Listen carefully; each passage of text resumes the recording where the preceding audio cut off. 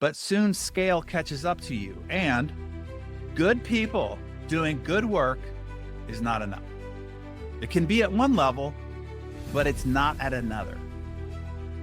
We now need good people who do excellent work, meaning skilled work, work with real expertise, not just heart and soul, skilled position players with real expertise in their roles.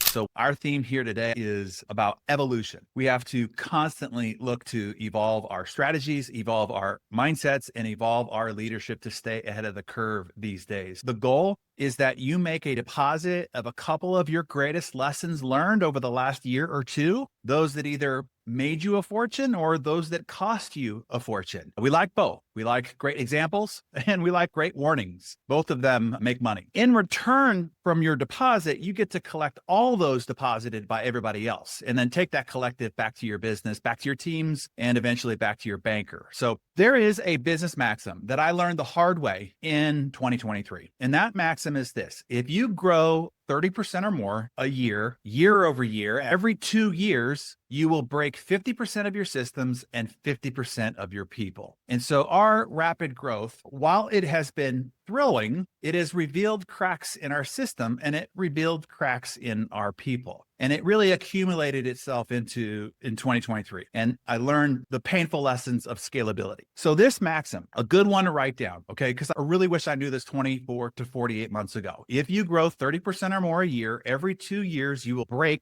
50% of your systems and 50% of your people. In finalizing our P&L for the year, closing our books, and preparing our first 2024 estimated tax payment, in doing so, I looked over our numbers for the past 8 years. And so since 2016, when I transitioned out of success, we have grown on average of 36% a year, year over year compounded. So the systems that we used and how we used them in those beginning stages, it worked fine at a certain volume, but not using them proficiently and effectively, nor as effectively as we could, compounded on us. And it caught up to us in 2023. And that severely limited our capabilities. It stalled many of our opportunities, and it caused a drag on our people and our processes. And the even greater lesson realized was we have gotten really good at vetting for, hiring, and keeping good people who do good work. But soon scale catches up to you, and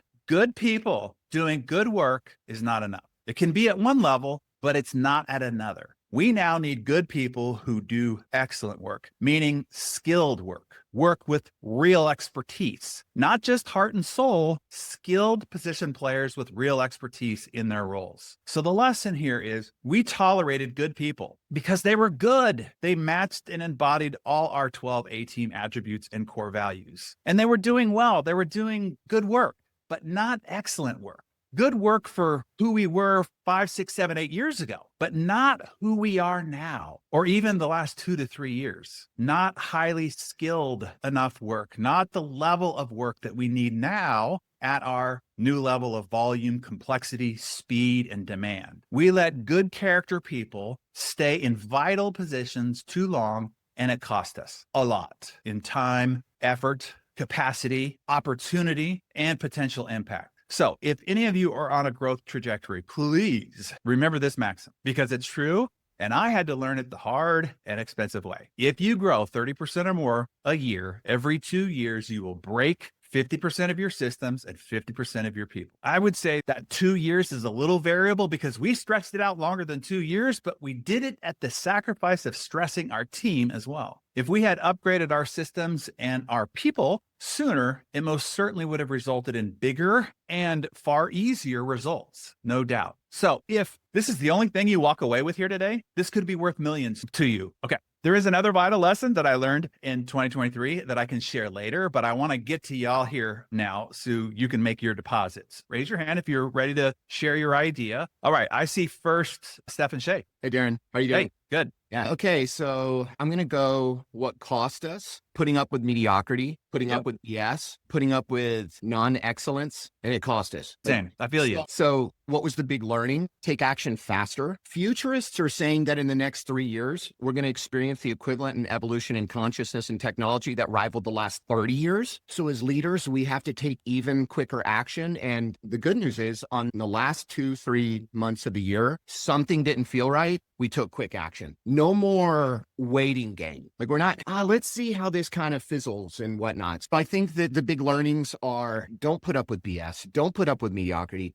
Don't even accept great. Only accept excellence. Take action quickly. Things are speeding up at an expeditious rate. We're all seeing it and feeling it. Staff up. We're staffing up right now. Big time. Hired 3 people in the last week that I think are going to be key players, and they're all excellent. And we're just being smarter about how we scale. How can we get a bigger reach in the marketplace with less effort, so bigger, easier? So everything you said is exactly what I was talking about as well. I would just also caution you, make sure you're paying attention to your systems too. If you truly are growing, because if you just take our CRM, we used our CRM in the most minimum viable output that we needed at the time. And then all of a sudden that compounded on itself. And now what we needed to do with upgrading different payment systems and so forth, the whole thing just broke and collapsed. So now it's costing us 6 figures in consulting to go in there and basically rewire it. And what that has done is it's just caused a drag on all the things that we could have done on top of it. So what you said right there aptly applies to all the people things that I was talking about. And because we were very people-centric and the systems, it just needs to get done. Yeah. I didn't pay enough attention to how well it was being operated so that it could grow on itself rather than compounding its problems on itself. So we as leaders have a tendency to focus on the things that we're attracted to, which is growth and the people that are pushing the growth and all the rest of that, and neglect a little bit about the systems that's underpinning all of that. And your systems can work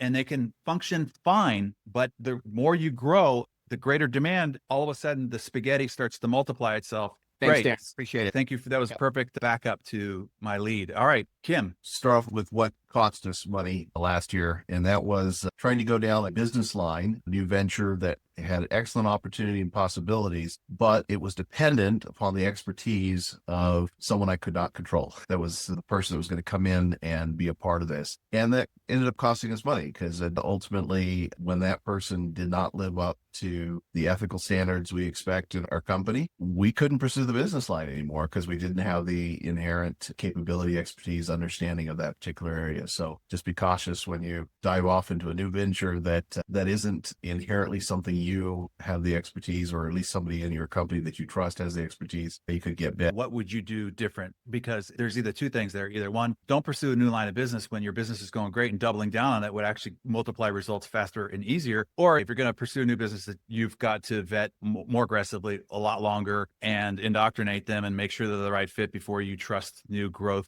to a person that you're going to be dependent upon. This is what I would do if knowing what I know now. Yeah. And what I would do knowing what I know now is I would make sure that I had more than one person that had the capability to follow through with the new line of business. Having just that single person, that single point of failure, by the time it figured out that he was absolutely not going to be able to make this come to pass, a lot of the opportunity had already passed and a lot of the customers had been disappointed and squirreled at that point. We pretty much looked at it and said, yeah, this is not recoverable. The opportunity has passed us by. So great. The positive, or the thing that we did that was very good, we've been growing that 30 to 50% since 2017. And we ran into 2023 very much the breaking people and breaking systems. And so there were some hiccups along the way with our customers in 2023. But what saved us is that focus on that customer relationship. Because we had worked so hard to develop rabid fan customers, they put up with that we had system and personnel breaks in 2023. It was through that hump to the point where, okay, we solved it. We got new people, we got new systems, and we got back to the excellent delivery. But it would have been a disaster if our customers weren't willing to put up with us. Great. I like that testimony about creating raving fans and the leeway, the grace that gives you on top of the upside opportunity. So that's great. That's great, Kim. Thank you for that.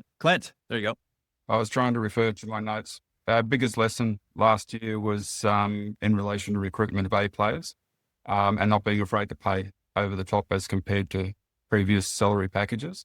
And that they're, not just A players, but the fact that they are actually free.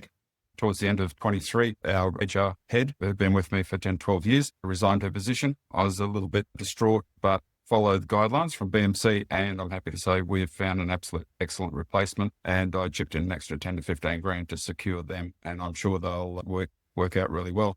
Great. The other thing that I learned last year was to know when you've made the wrong decision and walk away, no matter how big the investment, and not waste time and energy on it, and double back down on what it was chasing those big shiny things, and more a passive investment about something I knew nothing of. It wasn't Bitcoin, if anybody's wondering. But I did walk away from that after one of your sessions, and it just freed my thought processes. A takeaway already from today is, and I know it's not all about takeaways, but is upgrading systems. I've been procrastinating about upgrading our accounting systems to get reporting in a much, I'm being told why we can't do it, why it's going to take so long, and we don't have the people to achieve it. I'll get out there and get contractors and make it happen. So, but Excellent. that's me. All right. Good doctor. Am I unmuted? Hear me? Yep. Last year, kind of echoing what Steph for last year, I think for me, inaction and the fear of taking action is really what costs me and is continuing to cost me. Taking action, I think, even if it were mediocre action, is better than no action at all. And moving forward, because it's always easy to be quick on taking action and then slow on making changes in order to get the ball rolling. So I think we'll find nuggets, we'll find gold as we move along. And I think I was listening from a Darren Daly that I'd heard this just recently, where he said, if you want it bad enough, you'll find a way. But if you don't, you'll find an excuse. Maybe Darren Daly just in the last Yeah, it week. was Darren Daly. That's an original Jim Rohn quote. Yeah, that's right. That's right. Loved it. I've shared that with multiple people since I heard that. This past year, I think I shared this last time we met. What really got me rolling and made me a lot of money last year was investing in my team. When I start to invest in my team and start to get them firing on the same cylinders as me and seeing the same vision and going in the same direction, that's when the magic really starts to happen. Last year, I took 8 of my own team members to BMC and then 6 more scheduled this year. I got 6 team members joining me for Hero's Journey right now, and then all of them are doing insane productivity. But I think the biggest takeaway for me is getting everybody on the same page, not only just with the vision of where you want your business to go, getting everybody on the same vision, on the same wavelength, and then also on the same operating system. I think some of the biggest businesses in the world are so big because they're so easy. It's why Apple is so big. It's why Amazon is so big, because they make it super, super, super easy. If we have a problem that can be solved with money, it's not really a problem. Right. You just throw money at it, fix the problem, and make the system super easy for your team. It always baffles me that people don't understand the math about investing in their people. You buy people at wholesale and you sell their talent through your economic system at retail. So you're getting a 10 to 20 times ROI per person in actual revenue and net profits. And if they improve their output and productivity by 10%, the multiplier on 10 to 20 times, I mean, it just doesn't even make sense not to. It's the easiest ROI of investment. It's going to be a better return than buying equipment or buying software or marketing and advertising. It's the greatest ROI in your business, which is investing in your people. And you know what? It also builds culture. It builds trust. It builds value. It endears you to your people. It's still baffling that business owners are hesitant to do so and worried that they're going to leave and go somewhere else and all the rest of that. But while they're with you, the multiplier that gives you is just tremendous. Anyway, I just want to give you credit for having done so. And I'm glad that you are suggesting that it was a big impact maker for you and continues to be. So I appreciate that amplification. All right, let's go up to Dan. Hey, Darren. Great to be on with you and the Elite team today. I'm a relative newbie to the Darren Hardy universe. My first BMC was back in March. And I remember at one point in the first part of BMC, you had a money line that the phrase was basically relationships are everything. And I'm Dan Tripp. I work with renewable energy executives navigating politics and state legislatures. And relationships are very important in my business. I have a very small niche business. And when you're working with executives who are busy, they forget about you. They may love what you're doing, but they forget about you if you don't stay top of mind. I walked away from that BMC with the realization that my business is too up and down. It's great, but it's too up and down. So how can I double down on relationships? I just started building time into my schedule every week to pick up the phone and have a reason to talk to somebody in the executive world that I'm working with, 4, 5, 6 calls a week, and not sales calls, but relationship building calls, checking in on a project or whatnot. What I saw over the last 6 months is it made a huge impact because all of a sudden I'm top of mind. And because I'm top of mind and they love what we do, I probably added conservatively $500,000 in revenue last year. So it's a simple newbie thing, but on my sheet here for my call, my lesson learned in 2023 is relationships matter. And in terms of 2024, what I'm going to be focusing on, it sounds like a broken record, but it's just doubling down on those relationships, trying to scale what I did last year in terms of relationship building. And one of the things I've spent a lot of time thinking about and dreaming about is building a Darren Daily style content platform. It would be totally different than a video platform, but how can I engage my busy executives and stay top of mind through content and through just providing expertise in what we're doing. So yeah. So I just want to amplify your point there. I remember when we did one of these elite sessions in person, one of the first elites, Kevin Merrigan, who's one of my Dirty Dozen, good friend. He is the largest yacht broker in the world. And they all had to do an 8-minute talk with an idea that was worth at least $250,000 each. And he got up and he said, pick up the phone. 4 or 5 stories where he just finally gave up on texting and emailing, and he just picked up the phone, and it resulted in many millions of dollars in commissions for him by just simply making a decision, drawing a line in the sand, and then tracking himself about how often he picked up the phone. Now, I would add to your statement that if you're calling a busy executive to check in or just say, how you doing? How's life? Like, that's going to be annoying. But if you call with value. Hey, I saw this great article. I just read this book. I thought of you. Or there's a person that I met that I might want to connect you with because that project you're working on, I think I found the right guy or gal. Like, if you think about how to add value and then make a call that connects, not just sends an email or a text, but you make a call and then you are giving that value, I'll take that call every day. Right. If somebody develops a reputation for me where they are helping me every time I connect with them with something that they have thought through that I hadn't thought about, or they heard what I said and they followed through with something that was useful to me, love that person. And then if you do that for a good solid several months, you'll know the kind of content the people that you are reaching out to would love to get on a more consistent basis. And then you can do it at scale. But do the hard work of figuring out each person, what it is that you can add value to in a phone call, and then talking with them and delivering that. And you do that for 6 to 12 months, you'll have a solid base of knowing exactly what kind of newsletter, blog, podcast, Darren Daily type of regular content would be useful and valuable to them. And you will have made a personal connection to an influential group of people who have gotten used to getting value from you. Right. Well, it's especially nice when they start calling you. Right. But you're right. That added value, you can't be a pest. You can't bother busy executives. No. Add value and help them on their bottom line in their businesses or their projects. That's where they take your call gladly. Great. So as simple as it sounds, everybody, about picking up the phone and focusing on how you can add value to somebody, particularly if you have a small circle of influential people that matter big time. That reminder needs to be reminded to us on an ongoing regular basis. So I appreciate you bringing it up, Dan. All right, let's try Dan Page. My name's Dan Page. I'm a commercial real estate lender, and my staff works nationwide. We're all virtual. One of the things that was a big plus this year is I'm in a very volatile industry right now. It's just changing constantly. And what I was doing 2 years ago is not working this year. And so one of the things that did work is I paid attention to that and where the industry is going and where that starving crowd is. And by so doing, we closed significantly less loans than we did by number of loans a couple of years ago. But my average order size is probably 10 to 20x. It was a couple short years. Best buyer focus. That's fantastic. Yes, thank you. So that works really well.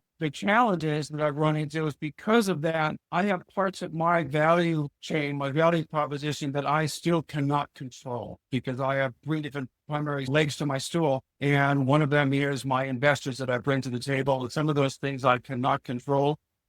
With a lot of panic in my business because I'm really good at ramping up my marketing machine.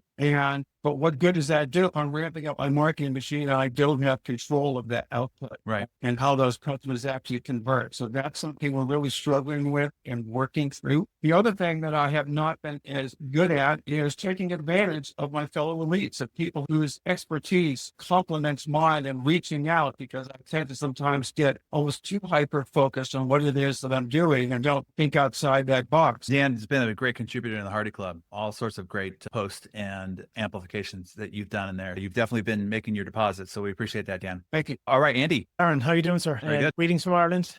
It's getting a bit late over here, but I'm happy to be on my first time. One lesson that I learned last year, Darren, was it was one of some of the lessons that I learned in the BMC, not last year, but the year before, in terms of having the right people in the right seat on the bus. We had one particular person in the organization, and what we do is we've got it's a group of companies, but we've primarily environmental health, safety, consultancy and training on one side, and we've got a global staffing and recruitment business on the other. And on the staffing side, this person was kind of my right-hand woman in the US, driving business for us. But what I found out as we grew substantially over the last couple of years, she wasn't very good at managing people. So when I started doing 360s with people, when I introduced that was one of the lessons of BMT as well, start doing the 360s. The feedback coming back was that this person was very hard to work with. So I sat her down and had a chat with her. I said, look, this isn't going to be good, because we had a huge contract, and actual fact, with a large multinational, and it was looking like we were going to lose it. It was about $7 million. So I had said, look, I'm going to have to move you out of here because I don't think this is the right seat for you. Moved her, had a good chat with her, moved her to a particular part of the business that we were just starting, and she's blossomed. The person that stepped into her shoes, everybody loves, gets on great with. So my lesson was that really I should have been doing them 360s way earlier. Yeah. Way more solid, and really digging down into how people were feeling in terms of how to work with other members of the team. Because it's not just the leadership people, it's your whole team, from the leadership person down to the last person in the door. And that really could have cost us. It could have cost us a serious relationship, could have cost us a lot of money. Thankfully, the team that was there were well able to do their job, really stepped up when the new person stepped in. We secured a contract. Fast forward 9 months, we're now in the down to the last two of a contract that could be $35 million over 4 years. And we'll know that in the first week in March if we got it or not. But I think there was that resilience that the team showed of stepping up, and that other person moved off. That other person is really happy in what she's doing now. She's generated about $4.5 million for us, which was phenomenal in the last 9 or 10 months. It was a huge lesson, just having the right person in the right seat on the bus. The only other caution I would give you is make sure that you learn your lesson that person is not a leader. They might be a producer, but they're not a leader. Because one of the people that we exited out in 2023 was that same situation where they were a great producer, but they were put in a position of leadership, and it started to create dysfunction on the team. We put her back in a position of producer, but it was still required that she have to work with several people, and she just was not very effective at doing so. And we ultimately had to X her out entirely. So if that position can isolate itself where they don't have to have a lot of interaction with people, then maybe that's okay. But if people have a hard time getting along with people, it's really hard to have a small and mighty collaborative team do big things easy. So just keep a watchful eye on that person. Even though you think you might have solved the problem, it might rear its head again if they're just not good at playing with others. I only relay that to you because that's a mistake that I made. And I kind of probably let it sit there, and it cost a little bit too much toxicity in the organization. She's managing anybody. She's working on her own. And the funny thing is, she's good with vendors and clients, but just not her own people. So she's now in a role that she's happy. She's on her own. She's building the business and everything. Wonderful lesson. I appreciate that. Thanks for staying up late, Darren. Wonderful. Crystal. Hey there. Can you hear me? Yep. So I had two, kind of my biggest lesson that I learned last year that was more of a personal one that I thought a lot of people on this call especially could relate to. And then one that's a little bit more strategic for the organization. I'm an HR and safety leader within an organization. Our organization has grown rapidly over, like last year, we doubled our revenue through an acquisition. And then this year we'll probably get to similar. So since I've been here, we've grown, I don't know, almost 800%. So it's been some pretty rapid growth. So just a note on your systems, 100%. As being someone that's implemented a lot of systems and had to go back and get rid of those systems and then implement new ones, my word of advice is fully vet, because there are some really good salespeople out there and they'll tell you that their system can do all these things. So fully vet it, make them set up a demonstration where they actually show you how they can do it, even if it takes more time to vet it out. And then make sure, my second question for them is, what's their investment on growth? So what's their growth strategy to make sure that the systems stay updated and grow with the company? So that's just my advice on the systems, because those are some hard lessons. So personally, what I learned last year is that I started using my calendar as my to-do list. So instead of, writing down these long lists, I would slot time in my calendar. But what I realized by the end of the year is that I was doing way too much and not getting everything on my calendar done. So I kept having to move the events. And so in December, I redid the Living Your Best Year Ever module and realized that I needed to, because I manage safety, HR, marketing, and legal compliance. And then I manage the integration introduction of the new companies. So it's a lot to go over. So my goal this year, when I'm trying to track, is 1 to 3 priorities per day. Do less. So I'm trying to get my people in positions. So that's my goal for myself. So hopefully that helps somebody. And then strategically, the quote that really stood out to me, and it's actually really come over the long years of all the companies that I've been with, is the single biggest problem with communication is the illusion that it has taken place. And I've run into the same thing with myself over and over, where I thought that I communicated very clearly what my expectation was, or to a team member, and then I'll get the end results and I'm like, this is not at all what I thought we discussed. And that I run into the issue a lot with our supervisors, because we have a big management team here, and they're not really communicating the full expectations, and they're not providing feedback. So my strategic, or what I plan on doing for the company this year, is we are implementing a new performance management system that has less in it, we want to focus on really narrowing down the measurable results, much like in the insane productivity, those 3 to 5 metrics, but really narrowing down on that, and then creating a curriculum to go along with it that is teaching our managers how to provide feedback faster, more directly, promptly. I think we all know, those are the conversations you avoid, right? The conversations that are with people, because they're the hardest ones to have. So that's mine. Just to amplify a couple of your points, I'm constantly telling my team, particularly my high-level executives, do fewer things that matter more. Do fewer things that matter more, because they're doing a lot of things and then they're stressed out. But I really just need the few things that matter the most, and let the other things fall to the side, because nobody will notice. But you don't get the few things that matter the most done and accomplished and excellent. We'll all notice, right? And the second thing is communication is the response you get, no matter what your intention was. Like, I just got some feedback from my team that they heard something I said at BMC that is not what I said, according to me. And that was that the people on the front line should be paid the least. That is absolutely not even my belief system. It's not my philosophy at all, right? Those that are engaged hand to hand with your clients and customers, those are the ones that have the ability to be multipliers. But the response was, that was what I said. And if that is the response, then regardless of how I intended to say it, somehow the way I said it, in the context that I said it, what I said before and what I said after that, made them hear that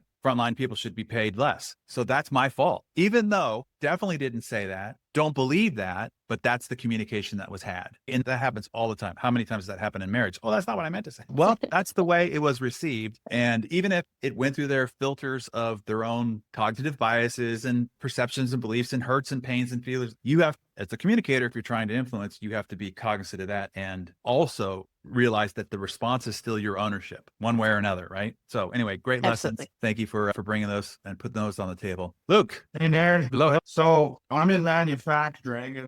For us, one of the biggest challenges over the past year has been kind of an acknowledgement of pace of adaptability and just the ongoing strategic thinking that our team has had to execute at in order to keep consistent in our operation. It's pushed a lot of people closer past their limits, and we've smoked a lot of people out of our team throughout the past year. But when we look back on that, a lot of them are, it's like maybe 5% of that was regrettable. So I think it indicates that we're heading in the right direction with what we want to do. So our focus for 2024 is going to be to try to just strengthen our leadership abilities and get better at solving issues, and maybe bring in some expertise to help us with that. We've already kind of initiated some of that, bring in people to help us make sure we got people in the right seats, they're the right people, and then continue investing in our team with your programs. I was going to say, hopefully you guys are going to do the Hero's Journey leadership curriculum together, because regardless of whether it's process issues, it's project issues, under all of that is people issues, right? And the better your people become about being and working with people, the better those issues get solved. So hopefully you guys are doing that. We've actually got, I think, 6 people going through it right now. And we've had a few go through it before. And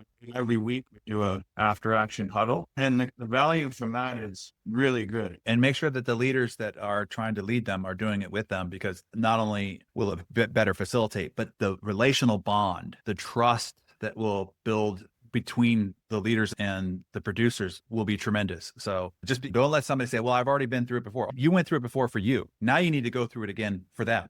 That's a really important statement about what leaders need to do. Same thing with BMC. Like, the reason why a lot of our elites, reason why they keep going through, they're not going through for themselves. They're going through to be an example and to hear what and relate with the team that they're bringing through BMC at the time they're going through it, so they can have a shared experience as they go through it. So anyway, I appreciate you bringing that up, because that's an important lesson that I don't really ever speak to. So that's great. Carlos, tell everybody where you are. All right. Okay. I am in Uruguay, and I have a software company, and thanks to the walk and talk I made with you there last year, I noticed a big mistake. I was trying to say a project that we invested a lot of money during a couple of years, my company, and you said market first and then invest. And I noticed that we didn't have the market, so I dismantled the operation of the project. I liberate free many important funds of my company and save a lot of money. And thanks to that, the people I free for this project find found an important bearing of fish last year. So it was just in a couple of months, everything was fantastic. So let me bring everybody some context here. He had a software company in Uruguay. He was trying to expand it in Spain. And I said, what, have you conquered Paraguay? Is it saturated there? Or like, why go through the logistics and just to try to be in Spain when that is proving already to be unsuccessful? Even though you've spent money there, that sunk cost, don't keep chasing bad money with new good money. And I said, why don't you focus on where you're already successful and mine the well you've already proven to be positive? And so that's what you did. And then the people that you liberated that were working on that project came back to focus on where you were already successful and found new barrels of fish, and profits multiplied and expense drain eliminated. So it amplifies the point that was made earlier. It's like, do not chase sunk costs. Make new decisions every time about whether you're going to continue to fund a project, regardless of how much you have in it. It's better to save money by cutting and retreating than it is to just keep chasing losers. It happens all the time. And it's an ego issue. It's a hopeful entrepreneur issue. It's like, I know one day I can make this work. And it's the beginning of the end for a lot of companies. And it costs so much, not just the expense and failure, but it costs the capacity of the organization to be more successful with where you already are, and maximizing your opportunities with where you can more easily and faster realize greater success and higher profits and margins and so forth. So I appreciate you bringing that back to attention, Carlos. Good to see you as always. One, because I think it would be good for someone else. I went several times in BMC, but in the first one last year, I decided to raise the prices. Quite difficult for me, but I did it and it was fantastic. I didn't expect the results because I thought it could be an impact for some customers and lose many of them, but we didn't lose any customers, and for the company was very good. And now we will go for another one this year, big raising the prices, and this is one action for this year. So thank you very much for this lesson too. Yeah, and just to remind everybody that pricing most often is a fact. The reason why you're price resistant is a lack of self-appraisal. If you deliver value, most of you deliver far more value than you charge. Far, far, far more value than you charge. The people on the receiving end of your products or services get tremendous value, and you get pennies on the dollar as a result of it. And your price resistance is a self-limiting belief of your own self-appraisal, one, and number two, your ability to market, meaning communicate the value that you deliver for the client. And those are the only two pricing constraints. Of course, if you don't deliver value, then this is a non-starter. We don't even have that discussion. But I guarantee you, most of you deliver far more value than you charge for. And your only limitation of raising your prices is the two factors I just said: self-appraisal and your ability to communicate it, market it, package it, the way we teach you at BMC of packaging your compelling offer. All right, now on to the pretty face of Thomas Peterson. Oh, is everybody? Good. Hear me?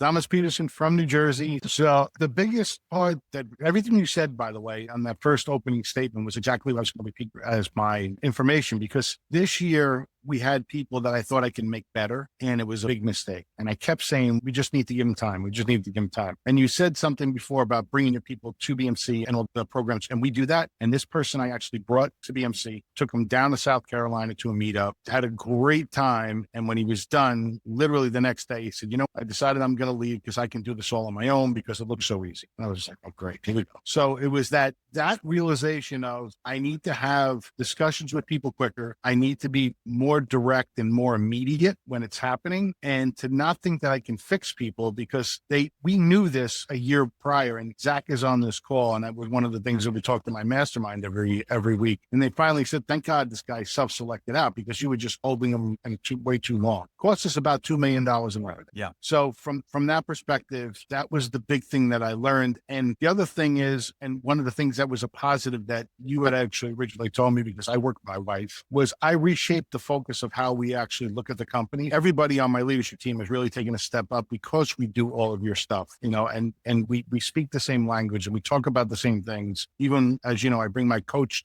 into this process so that he can actually know what we're doing and where we're going in the language. She is actually finally taking that step up and says, I understand what's going on, and now is teaching what we're learning versus just trying to be the type of person that's holding us back. So from those two perspectives that you've given me, we've made some really big improvements. And this year has already started off 10 times better than any other year we've had. And it's all because we made those decisions, which were hard for me, because although I may be a very direct person, I'm also very caring. And it's like, I think I can fix everybody. So it's that knowing that, some people just can't be fixed, or they're not the right person for this position at this time. And it's okay that they go someplace else. And just to show you this works, we actually let somebody go earlier in the year that literally just sent me a letter thanking me for everything we did for him. He went through our hero's journey. He's been through Insane Productivity. He was one of the guys in the field. He literally went and started selling cars for a high-end car dealership, and within 3 months became the number one salesperson there. And the people are asking him where he came from, which is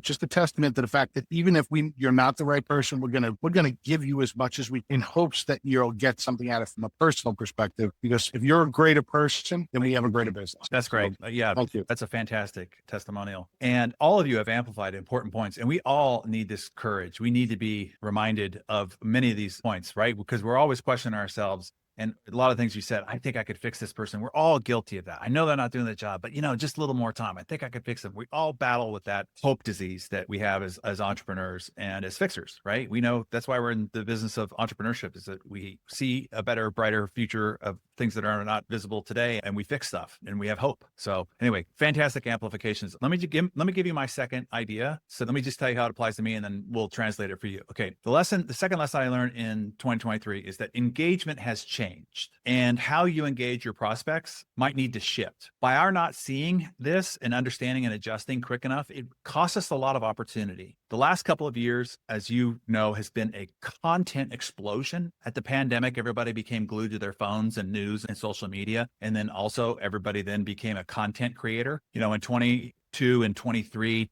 Instagram stories and Facebook Reels and Reddit and YouTube Shorts, all those are new, really, relatives just the last couple of years. And so we've just been flooded with constant novel, short, next dopamine hit type of trained attention span. So last year, the longer form content that we put out, a broadcast so that we can educate you on the benefits of BMC, just wasn't capturing as well. Show up to those broadcasts dropped, stick rates dropped, regardless of the content. Okay. It's just a new human attention behavioral issue. And here's the deal. It's not that long content doesn't work. It absolutely does. Just look at how people watch 3-hour freaking movies, right? Or sit through 4-hour sporting events, or binge watch 12 episodes of a Netflix show. But what it does mean is, on first contact, before you have relationship, before you're their trusted advisor for sure, as part of your prospecting and education and conversion process, the vital lesson here is that you first have to engage them. You have to capture their deeper interest in shorter form content. Then once they are engaged and they've made a decision you are to be a person of value, then they'll sit through the longer form content. So for us, that means instead of inviting people first to an hour broadcast, what we're going to start doing is have shorter, more progressive, value-driven content, which means only those people that consume the small content will be invited to consume the next piece of content that will then be invited to consume the larger piece of content after they have become connected and hooked in. Then you can engage them in the longer format. So it simply means adding stepping stones before your typical first step. So for many of you, I don't know how you prospect. I don't know how you do education. I don't know how you warm prospects up before conversion, but I would suggest that you evaluate your prospect prospect, your promotion, your education, and your selling process. If what has worked for you in the past, maybe inviting people to a steak dinner to hear your pitch, scheduling a listing appointment presentation in their home at their kitchen table, or getting a lunch and learn with the C-suite, consider the attention, behavior, and time demand that people are now faced with these days, and consider adding smaller steps of engagement, smaller steps of value creation or demonstration in front of it. Weeds out the looky-loos so you're not terrorizing everybody, the people who aren't even paying attention to you, from those who progressively engage in your shorter form content and value. Now, I'm not talking about shorter form content like newsletters or your blog or Darren Daily. I'm talking about if I'm trying to move somebody into BMC, that means instead of going to an hour broadcast, I'm going to break it up into 2 or 3 18 to 20 minute pieces of content. And then once that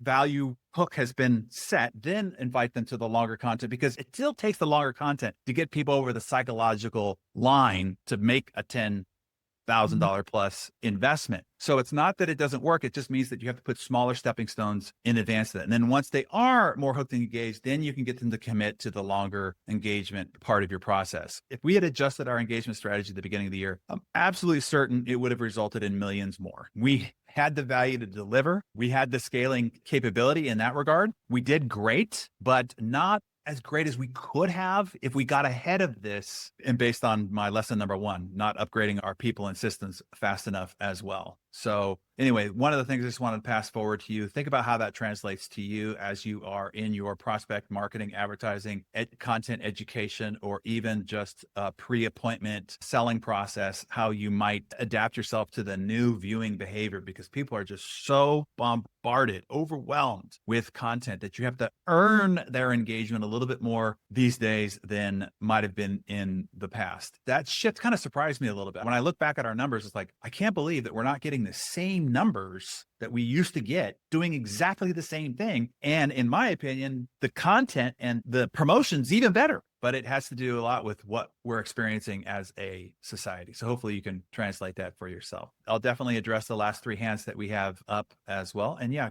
All right, Mary. Darren, everybody, this is amazing. Thank you so much for doing this. This is amazing. I was so tickled when I got your email. Thank you for the impromptu interruption, like massive value. So many things in my life with Darren Hardy, but here's what I want to share. I think that would be valuable. The order of who we care for, partners, clients, and prospects, right? Reordering the attention was one of the greatest gifts. I don't know when you gave that or when that got repeated, but it's changed my life forever in terms of the prospects. Of course, they're important, but our partners and our clients lead us to them anyway. So what are we doing? What's been great is I sort of intuitively knew that and was being that, but I've now systematized that with our team. So we broke every record our company had last year. Thank you very much for your contribution to that. Congratulations. Thank you. The business I'm in is financial services, but the way I like to say it is we help rock star women upgrade their finances, and we help other people get into that business as well. Your partners mean in other people's worlds. That would be employees. That would be providers, like our financial providers. That would be our marketers. That would be all the people who help us be in business. Great. And one of the ways that I was able to do that this year is by stepping into Elite for the second time. And it was scary for a minute because last year, what I want to report is what you just described. Thank you for the takeaway, was with so much coming at us and having a record year, it was like, how can I do that again? And then after I had that question, the question was, how can I not? I have clients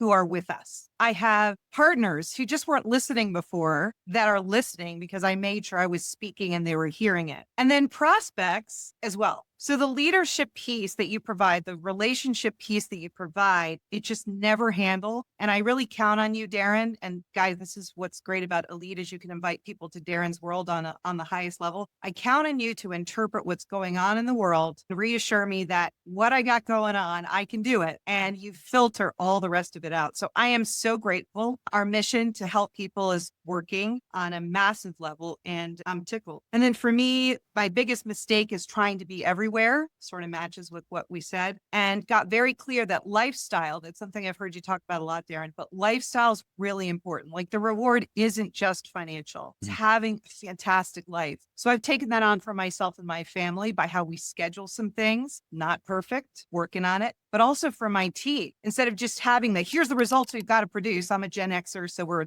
the 80s kids, right? I shift to what is it that you want? And you on our mission, what does that look like for you? So that nobody feels guilty about wanting to have things for themselves in their lifestyle. So thank you for all your contributions. Thank you for your beautiful comments as well. I appreciate it very much. And hopefully everybody heard that and they take full advantage of what we are collecting here. So Isla. There was so much learning last year, but a couple big things was really changing our meetings around so that the first thing that we're talking about are what are the roadblocks that people are having. And specifically, those words seem to resonate with people. What are the roadblocks? How can I remove them for you so that we can move these things to done? Which then gets to the second thing, which is really making sure that you define what done is. And it's like done, right? Because everybody seems to have a different version of what done is. And what we also found is that actually defining it or doing a demonstration of what done is. In our case, I'm in commercial real estate, rescuing multifamily properties. And so some of it is renovation. And so in this case, it's like having one standard so that everybody and all the vendors know what done really means so that we can move things on and get them occupied. Those were a couple good things. Third thing was hire 2 people and keep 1. Interesting. That worked really well because then we had them do similar things and we started figuring out which one really knew what they were doing and which one really wasn't the right buy. And so that On an employee basis or on a contractor basis? Yeah, it was on an employee basis. Did they realize that you're hiring 2 quarterbacks and only one's going to live? No, it's more leasing agents. So you have to understand that that's a different schedule. So there are more of them. But that was, we kind of had a few more that we needed and we could then remove a couple. So that actually really helped for us. How did you figure out what done is? How did you define done to your vendors and suppliers? We created one specific, in this case, unit and had it specifically done. Every item that needs to be completed was completed. And then we approved it. And then we all agreed to what that meant, what that was, created a checklist. And so then moving forward, I didn't need to be looking at it. Right. Vendor was, and so was the property manager. They understood what I believed done was. So there is a sign up, there's a checklist, but also there was a demonstration of this is what it looks like. Exactly. Okay, great. Yeah. Because some of it is language issues too. Some people did not speak English. Here to have visual. So that was great.